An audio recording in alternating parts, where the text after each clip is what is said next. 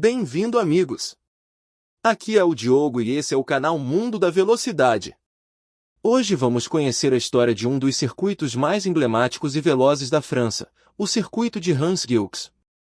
Um palco que marcou época no automobilismo, mas que também acabou se tornando símbolo de uma era que ficou para trás. Localizado 7 km a oeste de Reims, este circuito semipermanente tinha a forma de um triângulo entre as aldeias de Teloise e Gilx. Foi usado pela primeira vez em 1925 pelo Automobile Clube de Champagne para o Grand Prix de La Marne e em 1932 foi organizado lá o Grand Prix de L Automobile Clube de France. Para incentivar maiores velocidades, árvores foram cortadas, derrubados pelos organizadores e casas demolidas para criar rotas de fuga.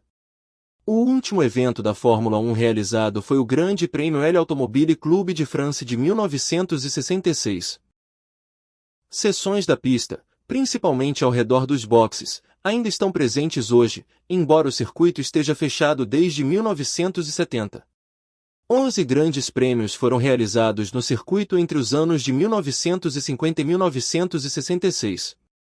Juan Manuel Fangio, 1950, 1951, 1954, Luigi Fagioli, 1951, Mike Hawthorne, 1953, 1958, Peter Collins, 1956, Tony Brooks, 1959, Jack Brabham, 1960 e 1966, Giancarlo Baghetti, 1961, Jim Clark, 1963, foram os vencedores.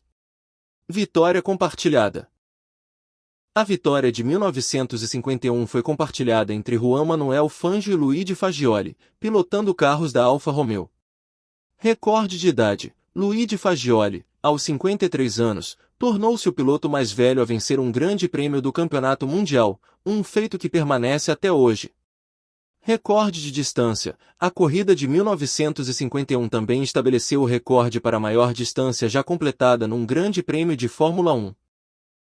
O circuito de Reims foi inaugurado em 1926, utilizando estradas públicas próximas à cidade de Reims, na região de Champagne. Assim como muitos traçados da época, ele era um circuito de estrada, com longas retas e curvas de alta velocidade. Ao longo de sua história, o circuito teve várias versões, variando entre 7 e 8 km de extensão. Seu grande destaque eram as longas retas, que permitiam velocidades impressionantes para a época. Era um circuito de pura velocidade, muitas vezes comparado a Monza. Reims foi palco de 14 grandes prêmios da França de Fórmula 1, entre 1950 e 1966. Nomes lendários como Juan Manuel Fangio, Alberto Ascari, Mike Hawthorne e Jim Clark brilharam nesse traçado. Inclusive, Hawthorne conquistou aqui, em 1953, a primeira vitória de um piloto britânico na Fórmula 1. Além da velocidade, o circuito tinha uma atmosfera especial. Estava localizado no coração da região de Champagne, e era comum ver o glamour e a tradição francesa se misturando com a adrenalina das corridas. A última corrida de Juan Manuel Fangio na Fórmula 1 aconteceu em 6 de julho de 1958, no Grande Prêmio da França, disputado no tradicional circuito de Reims-Gilx. Naquele ano, Fangio já não tinha o mesmo ímpeto competitivo de antes.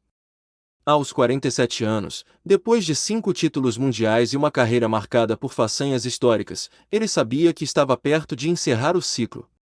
Corria pela Maserati, mas a equipe já não tinha recursos nem um carro capaz de enfrentar as máquinas modernas de Ferrari e Vanwall. A prova em Reims foi simbólica. Largada, Fangio partiu em condições claramente inferiores aos favoritos, como Mike Hawthorne, Ferrari, e Stirling Moss, Vanwall. Corrida: o argentino, que tantas vezes brilhou em Reims no auge da carreira, dessa vez não conseguiu lutar pelas primeiras posições. Seu Maserati 250F era obsoleto diante da nova geração de carros.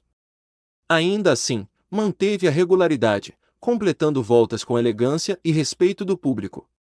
Resultado final: Fangio terminou em 4º lugar, distante dos líderes, mas à frente de carros melhores do que o dele. Foi um desempenho digno, mostrando classe até o fim. O grande prêmio foi vencido por Mike Hawthorne, em uma disputa direta com Moss, que abandonou.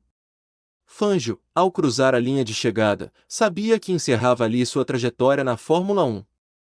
Não houve anúncio oficial imediato, mas aquele foi o adeus silencioso do maior piloto de sua era.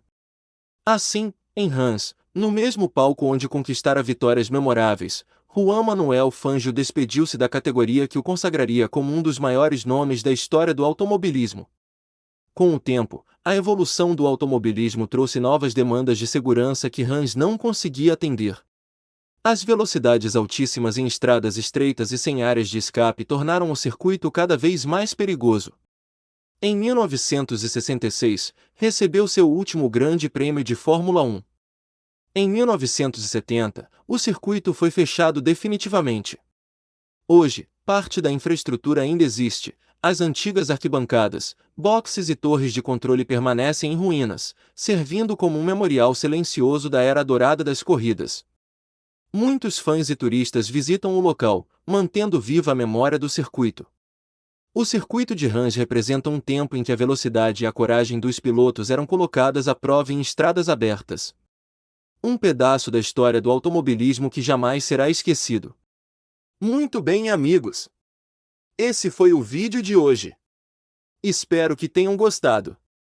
Curtam, comentem e compartilhem o vídeo. Até a próxima!